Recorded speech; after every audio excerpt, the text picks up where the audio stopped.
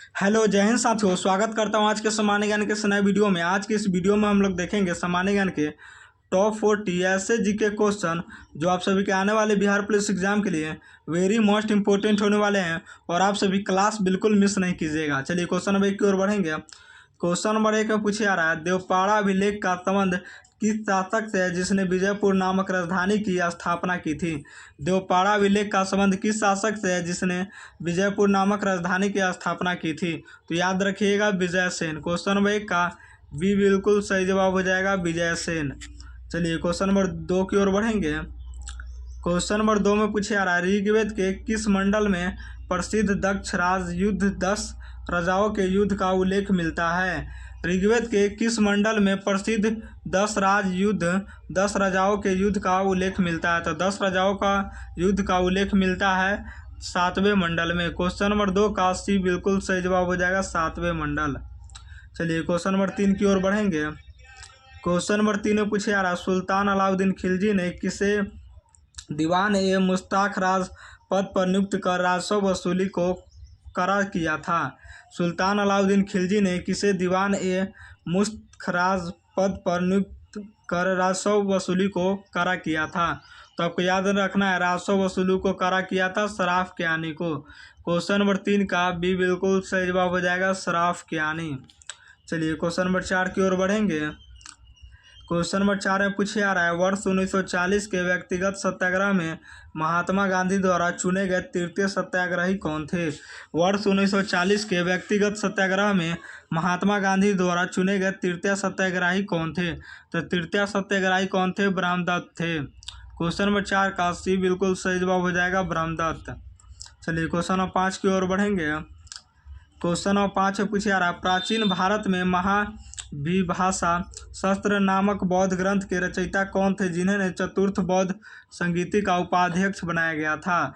प्राचीन भारत में महाविभाषा शास्त्र नामक बौद्ध ग्रंथ के रचयिता कौन थे जिन्हें चतुर्थ बौद्ध संगीति का उपाध्यक्ष बनाया गया था। तो आपको याद रखना, चतुर्थ उपाध्यक्ष किसे बनाया गया था, वसुमित्र को बनाया गया था। क्वेश्चन नंबर 5 का बी बिल्कुल सही जवाब हो जाएगा, वसुमित्र। चलिए क्वेश्चन नंबर 6 की ओर बढ़ेंगे। क्वेश्चन नंबर 6 में पूछे आ रहा है, किस गवर्नर जनरल के कार्यकाल के दौरान इल्बर्ट विवाद कंट्रोवर्सी उत्पन्न हुआ था। इल्बर्ट विवाद कंट्रोवर्सी उत्पन्न हुआ था, याद रखना है, लॉर्ड रिपन। किस गवर्नर जनरल के कार्यकाल के दौरान इल्बर्ट बिल विवाद उत्पन्न हुआ था। तो इल्बर्ट बिल विवाद उत्पन्न हुआ था लॉर्ड रिपन के समय। क्वेश्चन नंबर 6 का बी बिल्कुल सही जवाब हो जाएगा। किस गवर्नर जनरल के कार्यकाल के दौरान इल्बर्ट बिल विवाद उत्पन्न हुआ था, लॉर्ड रिपन। चलिए क्वेश्चन नंबर 7 की ओर बढ़ेंगे। क्वेश्चन नंबर 7 में पूछे आ रहा है, शेर शाह सूरी के शासनकाल में मुशीफान का मुख्य कार्य क्या था। मुशीफान का मुख्य कार्य क्या था, याद रखना है, दीवानी मामलों का न्याय करना था। मुजाफिन का मुख्य कार्य क्या था, तो दीवानी मामलों का न्याय करना। क्वेश्चन नंबर 7 का ये बिल्कुल सही जवाब हो जाएगा। चलिए क्वेश्चन नंबर 8 की ओर बढ़ेंगे। क्वेश्चन नंबर 8 में पूछा रहा है, किस मुख्य न्यायाधीश ने भारत के कार्यवाहक राष्ट्रपति के रूप में भी कार्यभार संभाला था। किस मुख्य न्यायाधीश ने भारत के कार्यवाहक राष्ट्रपति के रूप में भी कार्यभार संभाला था। तो कार्यभार संभाला था, याद रखना है, एम हिदायतुल्लाह ने। क्वेश्चन नंबर 8 का भी बिल्कुल सही जवाब हो जाएगा, एम हिदायतुल्लाह। चलिए क्वेश्चन नंबर 9 की ओर बढ़ेंगे। क्वेश्चन नंबर 9 में पूछा जा रहा है, भारतीय संविधान के किस अनुच्छेद के तहत राज्यों में विधान परिषद लेजिस्लेटिव काउंसिल का सृजन या उत्साहन किया जा सकता है। भारतीय संविधान के किस अनुच्छेद के तहत राज्यों में विधान परिषद का सृजन या उत्साधन किया जा सकता है। तो उत्साधन किया जा सकता है, याद रखना है, अनुच्छेद 169 के तहत। क्वेश्चन नंबर 9 का बी बिल्कुल सही जवाब हो जाएगा। चलिए क्वेश्चन नंबर 10 की ओर बढ़ेंगे। क्वेश्चन नंबर 10 में पूछा जा रहा है, अंतर्राज्यीय परिषद की स्थापना का सुझाव किस आयोग ने दिया था। अंतर्राज्यीय परिषद की स्थापना का सुझाव किस आयोग ने दिया था। तो याद रखना है, सरकारिया आयोग ने दिया था। अंतर्राज्यीय परिषद की स्थापना का सुझाव किस आयोग ने दिया था। अंतर्राज्यीय परिषद की स्थापना का सुझाव किस आयोग ने दिया था, सरकारिया आयोग। क्वेश्चन नंबर 10 का भी बिल्कुल सही जवाब हो जाएगा, सरकारिया आयोग। चलिए क्वेश्चन नंबर 11 की ओर बढ़ेंगे। क्वेश्चन नंबर 11 में पूछा जा रहा है संविधान के किस भाग को भारत का मैग्ना कार्टा कहा जाता है। संविधान के किस भाग को भारत का मैग्ना कार्टा कहा जाता है। तो याद रखना है भाग तीसरा को मैग्ना कार्टा कहा जाता है। क्वेश्चन नंबर 11 का भी बिल्कुल सही जवाब हो जाएगा। चलिए क्वेश्चन नंबर 12 की ओर बढ़ेंगे। क्वेश्चन नंबर 12 में पूछा रहा लोक अदालत की स्थापना सर्वप्रथम भारत के किस राज्य में प्रायोगिक तौर पर की गई थी। लोक अदालत की स्थापना सर्वप्रथम भारत के किस राज्य में प्रायोगिक तौर पर की गई थी। तो आपको याद रखना है गुजरात में लोक अदालत की स्थापना सर्वप्रथम भारत के किस राज्य में प्रायोगिक तौर पर की गई थी, गुजरात। क्वेश्चन नंबर 12 का भी बिल्कुल सही जवाब हो जाएगा। चलिए क्वेश्चन नंबर 13 की ओर बढ़ेंगे। क्वेश्चन नंबर 13 में पूछा रहा है भारतीय संविधान की किस अनुसूची के तहत दल बदल विरोधी कानून एंटी डिफेक्शन लॉ का प्रावधान किया गया था। तो एंटी डिफेक्शन लॉ का प्रावधान किया था, याद रखना 10वीं अनुसूची में। क्वेश्चन नंबर 13 का सी बिल्कुल सही जवाब हो जाएगा 10वीं अनुसूची। चलिए क्वेश्चन नंबर 14 की ओर बढ़ेंगे। क्वेश्चन नंबर 14 में पूछा रहा है किसी राज्य में राष्ट्रपति शासन अनुच्छेद 356 अधिकतम कितनी अवधि तक बढ़ाया जा सकता है। किसी राज्य में राष्ट्रपति शासन अनुच्छेद 356 अधिकतम कितनी अवधि तक बढ़ाया जा सकता है। तो याद रखना है 3 वर्ष तक बढ़ाया जा सकता है। क्वेश्चन नंबर 14 का सी बिल्कुल सही जवाब हो जाएगा। चलिए क्वेश्चन नंबर 15 की ओर बढ़ेंगे। क्वेश्चन नंबर 15 में पूछा रहा है भारत का सबसे गहरा और लैंड लॉक्स भूमिबद्ध सुरक्षित बंदरगाह कौन सा है। भारत का सबसे गहरा और लैंड लॉक्स भूमिबद्ध सुरक्षित बंदरगाह कौन सा है। तो आपको याद रखना सुरक्षित बंदरगाह कौन सा है, विशाखापट्टनम बंदरगाह। क्वेश्चन नंबर 15 का सी बिल्कुल सही जवाब हो जाएगा। चलिए क्वेश्चन नंबर 16 की ओर बढ़ेंगे। क्वेश्चन नंबर 16 में पूछा जा रहा है कौन सी जल संधि स्ट्रेट अंतर्राष्ट्रीय तिथि रेखा के सबसे समानांतर स्थित है। कौन सी जल संधि अंतर्राष्ट्रीय तिथि रेखा के सबसे समानांतर स्थित है। तो याद रखना है सबसे समानांतर स्थित है बेरिंग जल संधि में स्थित है। कौन सी जल संधि अंतर्राष्ट्रीय तिथि रेखा के सबसे समानांतर स्थित है, बेरिंग जल संधि। क्वेश्चन नंबर 16 का सी बिल्कुल सही जवाब हो जाएगा, बेरिंग जल संधि। चलिए क्वेश्चन नंबर 17 की ओर बढ़ेंगे।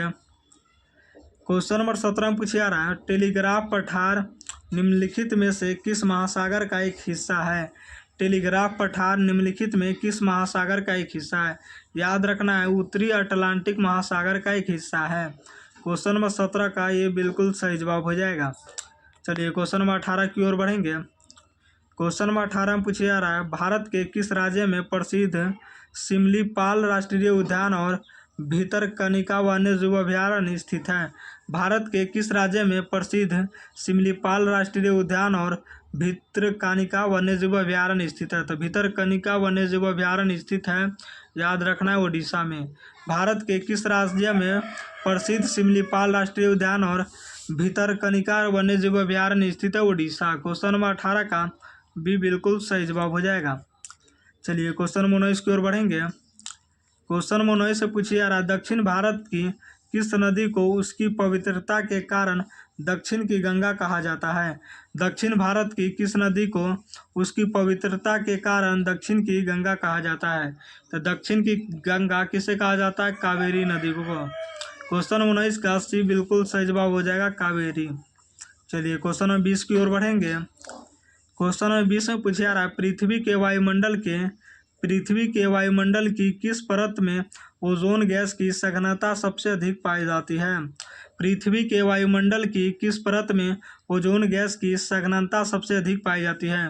तो ओजोन परत की सघनता सबसे अधिक पाई जाती है, याद रखना है समताप मंडल में, स्ट्रेटोस्फेयर में। क्वेश्चन नंबर 20 का भी बिल्कुल सही जवाब हो जाएगा, स्ट्रेटोस्फेयर। चलिए क्वेश्चन नंबर 21 की ओर बढ़ेंगे। क्वेश्चन नंबर 21 से पूछा जा रहा है विश्व का सबसे ऊंचा ज्वार हाई टाइड किस खाड़ी में आता है।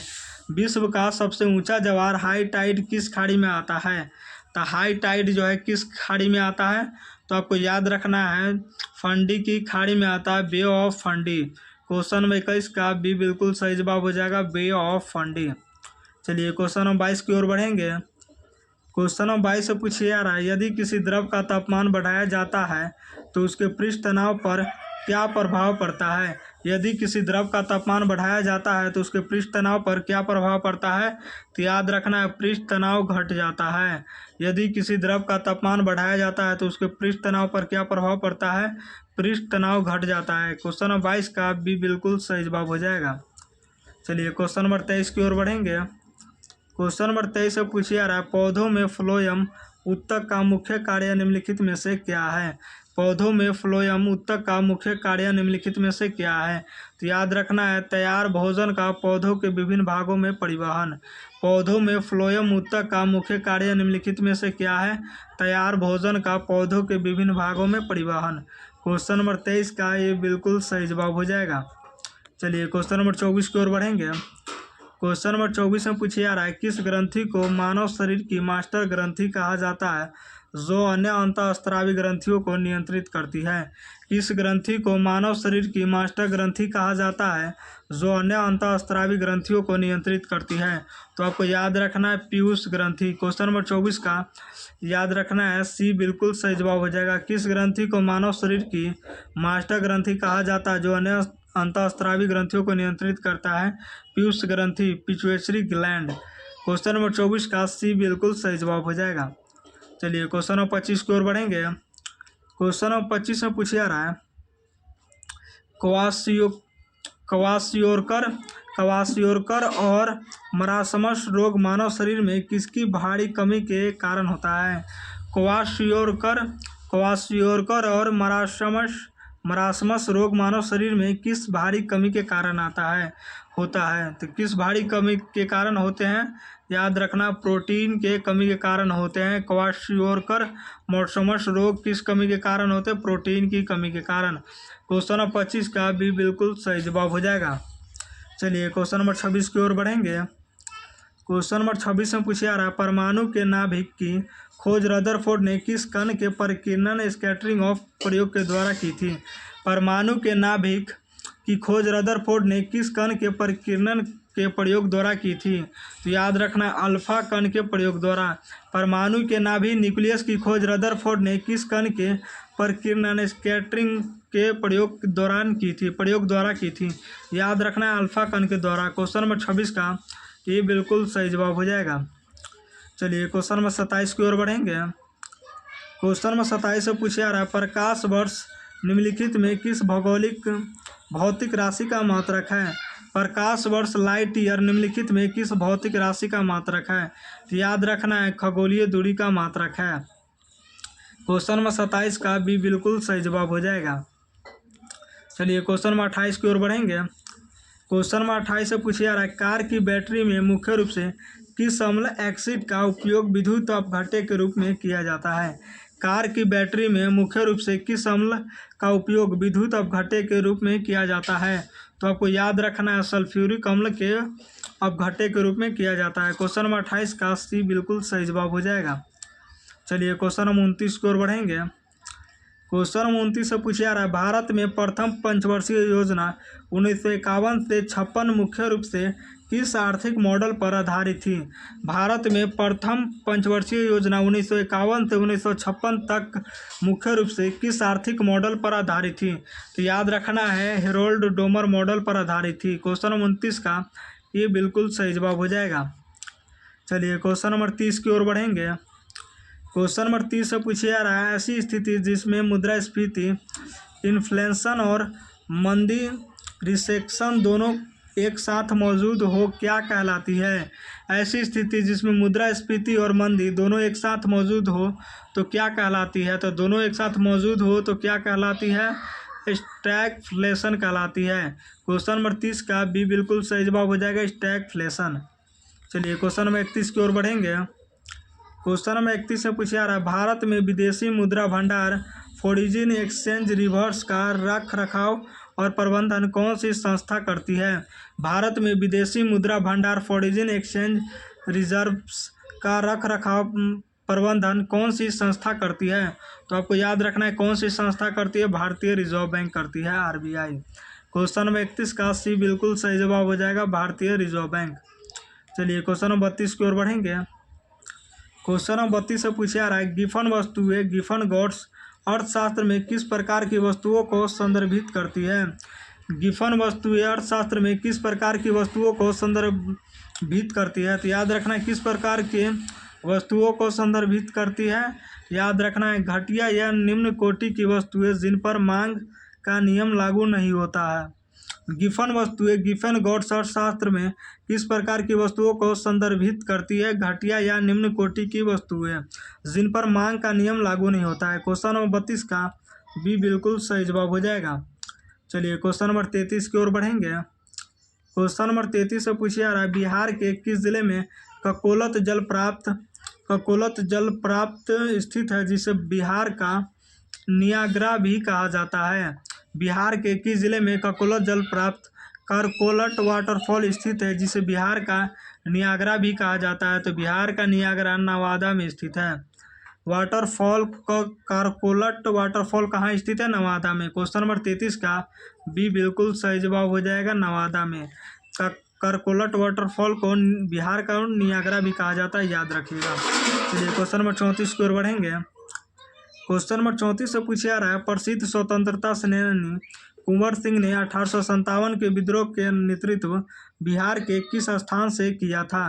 प्रसिद्ध स्वतंत्रता सेनानी कुंवर सिंह ने 1857 के विद्रोह का नेतृत्व बिहार के किस स्थान से किया था? तो आपको याद रखना है जगदीशपुर से किया था। क्वेश्चन नंबर 34 का सी बिल्कुल सही जवाब हो जाएगा। चलिए क्वेश्चन नंबर 35 की ओर बढ़ेंगे। क्वेश्चन नंबर 35 से पूछा जा रहा है बिहार का कौन सा जिला सर्वाधिक जूट उत्पादन के लिए जाना जाता है?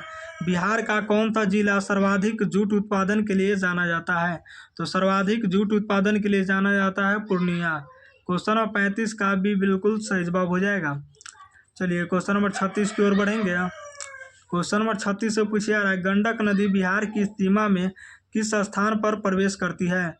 गंडक नदी बिहार की सीमा में किस स्थान पर प्रवेश करती है? तो आपको याद रखना है वाल्मीकि नगर में प्रवेश करती है।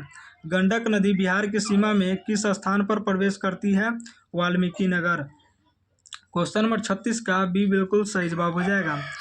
चलिए क्वेश्चन नंबर 37 की ओर बढ़ेंगे। क्वेश्चन नंबर 37 से पूछा जा रहा है बिहार विधानसभा में वर्तमान में कुल कितनी सीटें अनुसूचित जाति एससी के लिए आरक्षित हैं? बिहार विधानसभा में वर्तमान में कुल कितनी सीटें अनुसूचित जाति एससी के लिए आरक्षित हैं? तो एससी के लिए कितनी सीटें आरक्षित है? तो आपको याद रखना है एससी जाति के लिए टोटल 40 सीटें आरक्षित हैं। क्वेश्चन नंबर 37 का भी बिल्कुल सही जवाब हो जाएगा। चलिए क्वेश्चन नंबर 38 की ओर बढ़ेंगे। क्वेश्चन नंबर 38 से पूछा जा रहा है मुजफ्फरपुर में किंग्सफोर्ड की हत्या का प्रयास खुदीराम बोस और प्रफुल्ल चाकी द्वारा किस वर्ष किया गया था? मुजफ्फरपुर में किंग्सफोर्ड की हत्या का प्रयास खुदीराम बोस और प्रफुल्ल चाकी द्वारा किस वर्ष किया गया था? तो याद रखना है किस वर्ष किया गया था? 1908 में किया गया था। क्वेश्चन नंबर 38 का डी बिल्कुल सही जवाब हो जाएगा। चलिए क्वेश्चन 39 की ओर बढ़ेंगे। क्वेश्चन 39 से पूछा जा रहा है शेरशाह सूरी का मकबरा बिहार के किस शहर में एक झील के बीच ऊंचे चबूतरे पर स्थित है? शेरशाह सूरी का मकबरा बिहार के किस शहर में एक झील के बीच ऊंचे चबूतरे पर स्थित है? याद रखना है शेरशाह सूरी का मकबरा जो है कहाँ स्थित है? सासाराम में। क्वेश्चन 39 का सी बिल्कुल सही जवाब हो जाएगा।